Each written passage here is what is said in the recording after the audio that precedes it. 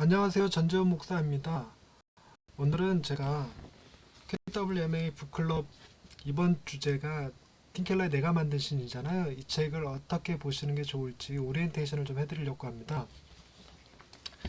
이 책은 메가북스에서 거짓 신들의 세상이라는 제목으로 먼저 출판이 됐었어요. 그거를 다시 두란노가 내가 만든 신이라는 책으로 재출판했죠. 거짓 신들의 세상은 다소 번역에 오류가 좀 있습니다. 이게 믿지 않는 분이 번역하시다 보니까 우리 기독교 용어를 제대로 차용을 못 하셨더라고요.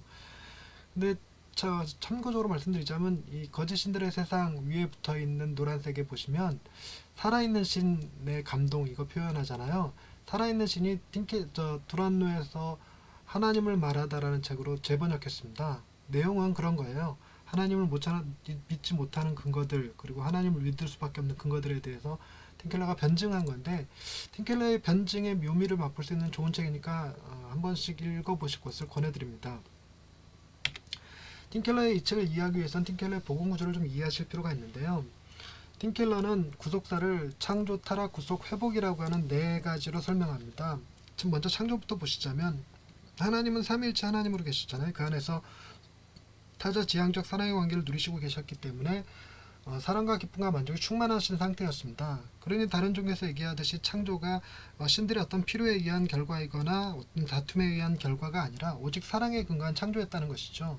하지만 인간은 선악과를 따먹으면서 타락하게 되는데, 이 따먹은 행위 자체가 하나님의 말씀에 근거하여 모든 생각과 판단을 내리는 것이 아니라 자기가 옳고 그름을 스스로 판단하여 행동하다 보니 자기 중심성이 극대화된 사건이었습니다. 그러다 보니 자연스럽게 하나님과 관계가 멀어지게 되었고, 이런 하나님과의 깨어진 관계가 인간들의 마음속에 두려움과 수치심을 만들게 되었습니다. 그래서 이 모든 행동이 두려움과 수치심에 기반해서 행동하다 보니까 그것이 죄가 되었고, 그것을 틴켈러는 우상이라는 말로 표현한 것입니다.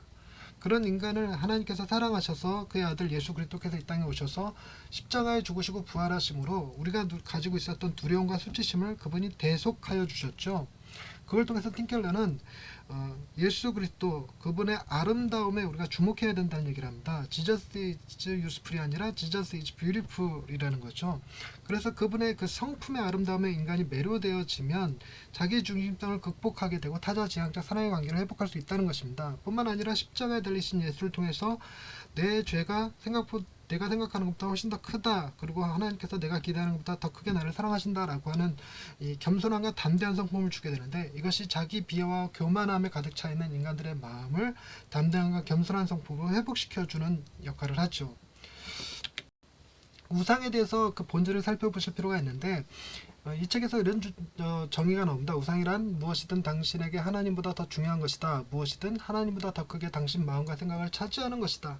하나님만이 주실 수 있는 것을 다른 데서 얻으려 한다면 그게 바로 우상이다. 근데 이런 우상이 우리에게 너무나 많습니다. 이렇게 교회의 성공도 마찬가지로 하나님에게 있는 것이 아니라 하나님을 통해서 교회의 성공, 그걸 통해서 내가 인정받고 안정된 삶을 살고 이런 걸 원하고 있다면 그게 우상이라는 거죠.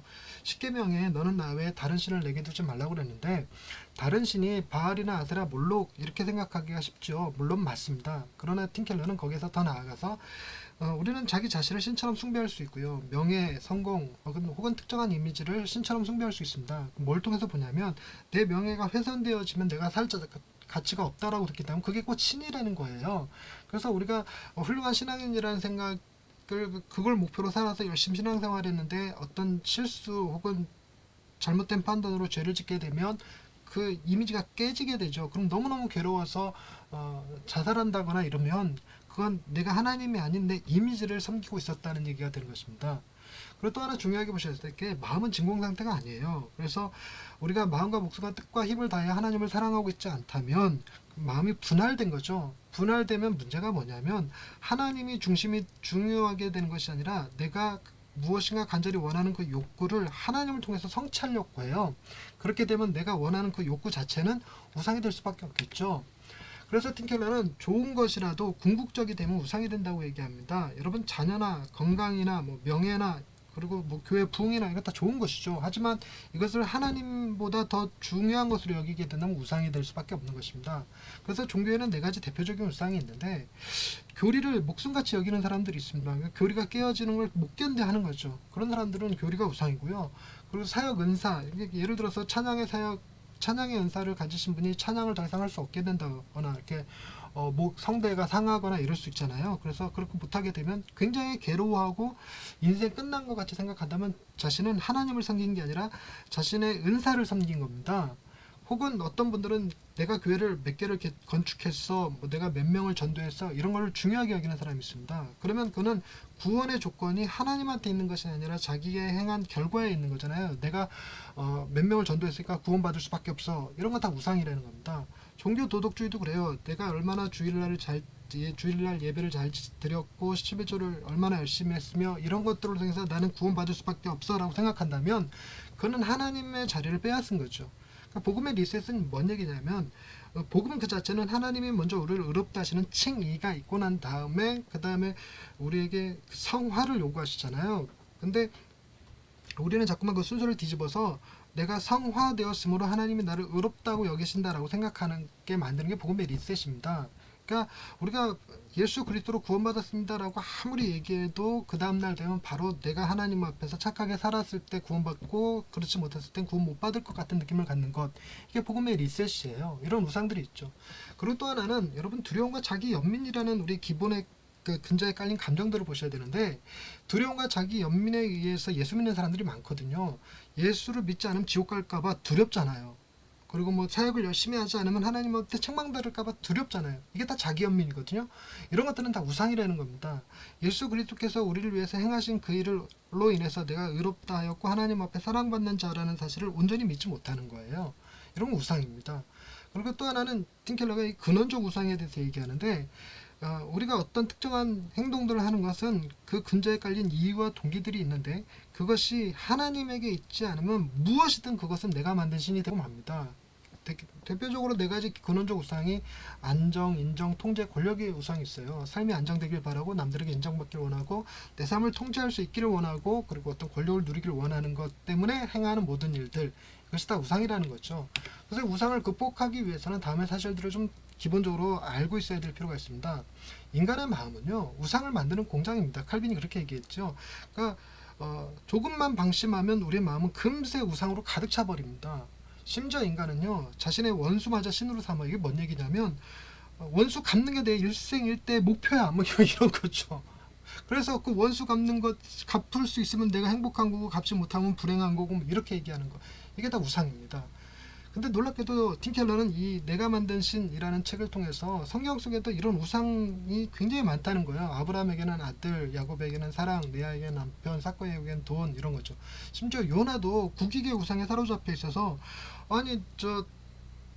니느웨 성에 가서 하나님의 심판을 전하다가 그들이 회개라도 하게 되면 이스라엘의 국익에 안 좋은 영향이 끼치니까 난 못하게 돼. 이게 다 국익의 우상이라는 겁니다. 그런데 우리가 복음을 제대로 이해할 필요가 있는데요, 구원의 조건은 우리에게 있는 게 아닙니다. 오직 예수님에게만 있습니다. 이걸 제대로 이해하지 못하면 우리는 무신론자가 되거나 종교적인 사람이 될 수밖에 없어요. 그러니까 하나님을 아예 없다고 하거나 아니면 열심히 신앙생활해서 구원의 조건이 내게 있다라고 생각해야지만 마음이 편안한 거죠. 이건 복음을 이해하지 못한 겁니다. 그래서 복음을 바르게 이해하게 되면 우리 종교가 어떤 종교가 되냐면 감사와 기쁨의 종교가 돼요. 우리가 예배하는 이유, 구원받기 위해서가 아니라 나를 구원하시기 위해서 주께서 행하신 일들이 내 마음에 감사와 기쁨을 일으켜서 그것이 동기가 되어서 신앙생활을 하는 것들, 이게 우리 기독교라는 거거든요. 이런 걸 좀 바르게 이해할 필요가 있고요. 그래서 팀 켈러는 우상을 좀 식별하고 그리고 우상을 극복하는 방법에 대해서 이렇게 얘기하는데, 우상을 식별하는 방법은 이렇습니다. 내가 평소에 뭘 생각하느냐, 내가 돈을 어디다 쓰느냐, 내가 기도할 때 무엇을 기도하느냐, 그리고 내가 뭐 때문에 욱하고 무엇 때문에 화가 나고 무엇 때문에 분노에 휩싸였는지를 잘 점검하면 거기에 우상이 있다는 거예요. 그 우상을 발견하고 거기다 복음을 선포해야 되는데, 내가 돈을 좀 잃었다고 해서 좌절할 게 아니야. 예수 그리스도께서는 나를 위해서 가난해지셨고 그로 인해서 내가 하나님 안에서 부유한 자가 되었어. 이런 복음을 선포하라는 겁니다. 나는 이생 망했어. 하지만 이렇게 느끼는 내 감정에 복음을 선포하는 겁니다. 아니야, 하나님이 너를 존귀하게 여기고 있고 너를 위해서 예수 그리스도를 십자가에 내어주셨고 너를 하나님의 자녀로 삼으셨으며 너를 위하여 놀라운 계획과 하늘나라와 귀하고 복된 것들을 다 예배해 놓으셨어라고 이렇게 마음에 선포하는 거라는 겁니다. 그게 우상을 극복하는 건데요. 여러분, 우상은요 절대로 사라지는 게 아닙니다. 그래서 대체될 뿐이에요. 예를 들어서 어릴 적에는 먹고 노는 것에 이 단순한 욕망들을 가지고 있다가 그 욕망이 사라지는 것이 아니라 육체적 쾌락이 들어와서 그 욕망을 밀어내는 거죠. 그래서 청소년기엔 육체적 쾌락에 빠져 있다가 청년이 되면 돈에 빠져 있다가 나중에 어른이 되면 늙어서는 명예에 빠져 있게 됩니다. 이런 식으로 우상은 늘 대체될 뿐이에요. 그러니까 우리는 무엇으로 우리의 우상을 대체해야 되냐면 예수의 아름다움으로 우리의 마음을 대체시켜야겠죠.